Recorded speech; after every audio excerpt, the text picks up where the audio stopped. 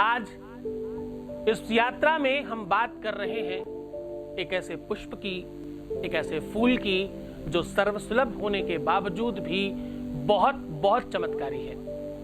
ये पुष्प आयुर्वेद से लेकर के आध्यात्म तक और वनस्पति तंत्र में इसका बहुत बड़ा नाम है। इस पुष्प की मदद से आप अपने पर और अपने जीवन साथी पर किए हुए तंत्र मंत्र को समाप्त कर सकते हैं। इस पुष्प की मदद से आप अपने रिलेशनशिप में एक नई जान डाल सकते हैं। आप इस पुष्प की मदद से अपने प्रेमी के घर वालों को मनाने का सीधा तरीका निकाल सकते हैं। इस पुष्प के सहयोग से आप अपने रिलेशनशिप में आ रही हर एक समस्या का सीधा समाधान करने में उत्तीर्ण हो जाएंगे। जीवन में समस्या सिर्फ एक बात की है, प्रॉब्लम सिर्फ एक छोटी सी बात की है, एक छोटा सा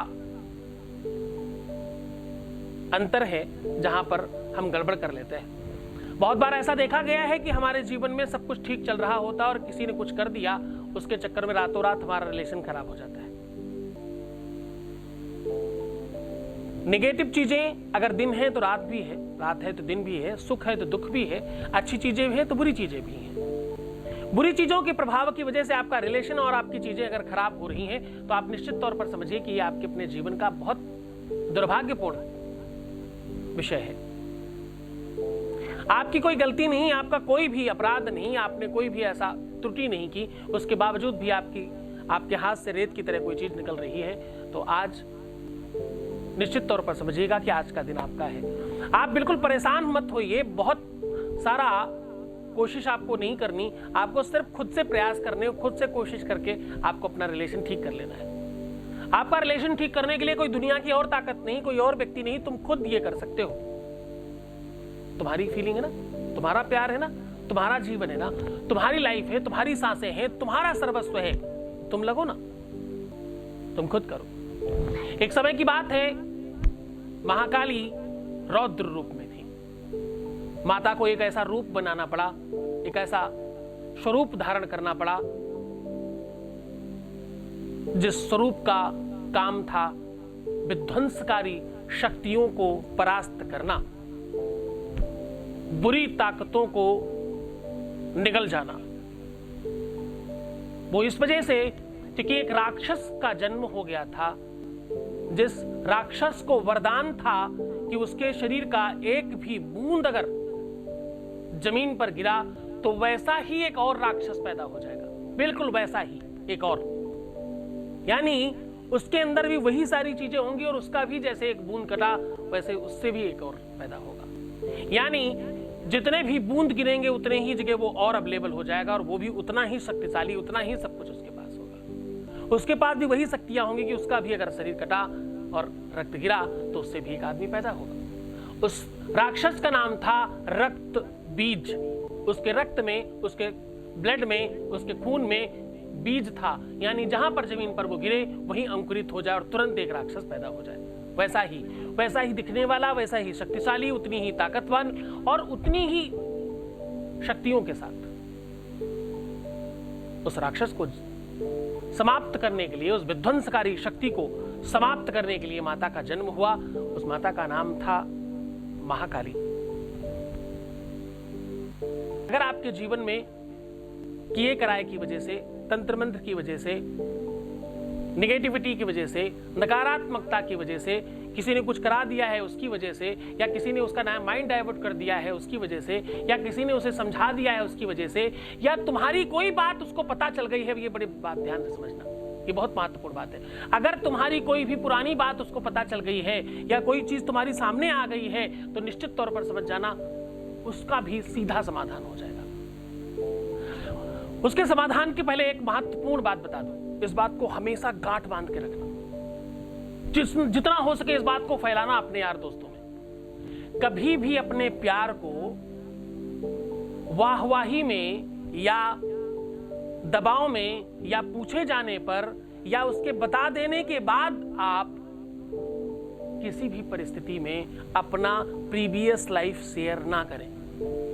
ध्यान सुनिए, अपने प्रेम के साथ, अपने लवर के साथ, अपनी प्रेमिका प्रेमी के साथ अपनी प्रीवियस लाइफ यानी पिछला आपका जो भी प्रेम प्रसंग रहा है, वो चाहे किसी भी हद तक हो, वो कम हद हो या सारी हदें पार करके हद हो, जो भी परिस्थिति रही हो, उसको किसी भी रूप में शेयर ना करें। ऐसा क्यों ना करें? क्यों? ऐसा इसलिए ना करें कि ऐसा करने से आपका शुक्र खराब हो जाता है और उसी दिन निश्चित हो जाता है। अब ध्यान से समझना, जिस भी व्यक्ति ने अभी तक अपने प्रेमी को, अपनी प्रेमिका को अपनी प्रीवियस लाइफ बताई होगी, उसका शादी नहीं हुआ होगा। देखिए,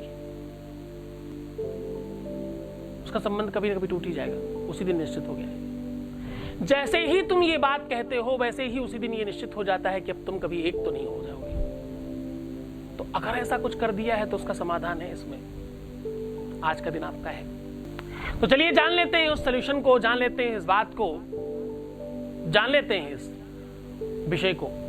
एक तो आपको इसके लिए आवश्यकता होगी एक ऐसी तस्वीर, एक ऐसी फोटो, एक ऐसे चित्र की जिसमें माता रौद्र रूप में महाकाली का रूप लेके खड़ी हो और नीचे भगवान शिव उनको संभाल रहे हो। ऐसी फोटो की जरूरत होगी। इस फोटो के साथ आपको एक पुष्प है गुड़हल, आपने देखा होगा रक्तकर्ण का, लाल कलर का फूल होता है, आगे से ऐसे, जैसे आपने देखा होगा पुराने टाइम के वो जो लाउड स्पीकर होते थे, बिल्कुल वैसा दिखता है। बाहर से गोल बड़ा ओपन और पीछे से छोटा होता जाता है, बिल्कुल लाउड स्पीकर के जैसा। पुराने वाले लाउड स्पीकर जो होते थे, जो खंभों में ऊपर टांग दिया जाया करते थे ना, उसमें आवाज आती थी, बिल्कुल वैसा आकार होता है और कलर लाल होता है।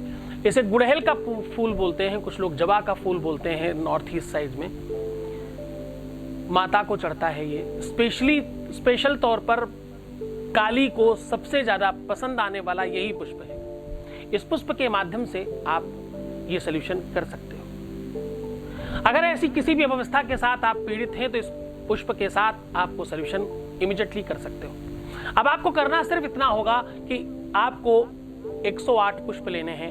हर पुष्प को 2 लौंग से पीछे से बांधकर माला बनाते जाना है, या माली से भी बनवा सकते हो, वैसे खुद करो तो ज्यादा अच्छा है। अब आपको एक और महत्वपूर्ण बात करनी है कि वो जो माला बनाने का धागा होगा वो कच्चा सूत होगा, उसे हल्दी से रंग लीजिए, उससे बनाइएगा। बहुत आराम से बनाइएगा, टूटने ना पाए, बहुत खींचेगा नहीं, कच्चा सूत है तो जल्दी टूट जाता है ना। बहुत आराम से, सहजता के साथ उस पुष्प के पीछे साइड में दोनों तरफ लौंग लगाएं और उससे बांध के माला बना लें पूरा 108 का। पहला काम। उसके नीचे साइड में जो फूल बनता है, माले का जो आखिरी आकार होता है नीचे का, वो पुष्प लटका के बनाते ना, वहां पर आपको एक और स्पेशल काम करना है। वो ये कि जिसको भी आप इस चीज से मुक्त करना चाहते हो, किसी के ऊपर आपको लगता हो किया कराया है या आपकी किसी चीज की वजह से, तो आप अपना या उसका नाम एक पर्ची में लिख करके वहीं पे लगा दें, उसी जगह पे। अब अगला काम आपको यह करना है कि इस पूरे के पूरे माले को एक जगह रख करके अपनी प्रार्थना करनी है, अपनी बात पूरी कहनी इस माले से।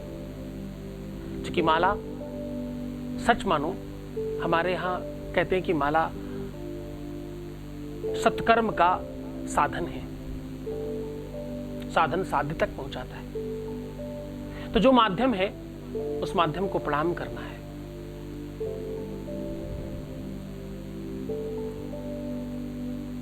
वैसे तो हमारे यहाँ हम लोग जब माला करते हैं तो उसकी पूजा करके करते हैं, हाँ? उसको मंत्र बोल करके अभिमंत्रित करके फिर माला करना शुरू करते हैं।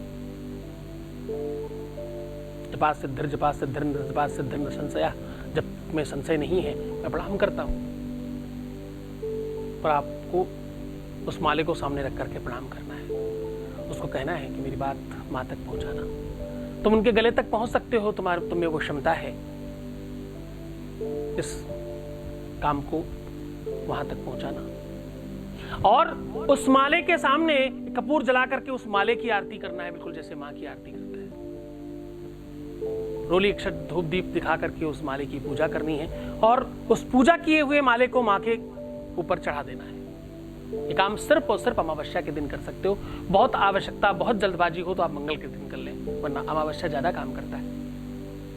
पर इस माले की जितनी पूजा, जितनी विधि से, जितनी श्रद्धा से, जितनी सत्कर्म के साथ, पूरी सात्विकता के साथ आप करेंगे, उतना ज्यादा फलदायी होगा। उनके गले में जब पहना रहे हो तो आपका मस्तक नीचे होना चाहिए और आपको हर पूजा में ये पहली उंगली निषेध है और इस पूजा में इसी उंगली का प्रयोग करना है। इन्हीं दो अंगूठे और उंगली से पकड़ करके ऊपर आपको चढ़ाना है। एक मुद्रा है ये, मोर मुद्रा बोलते हैं एक्चुअली।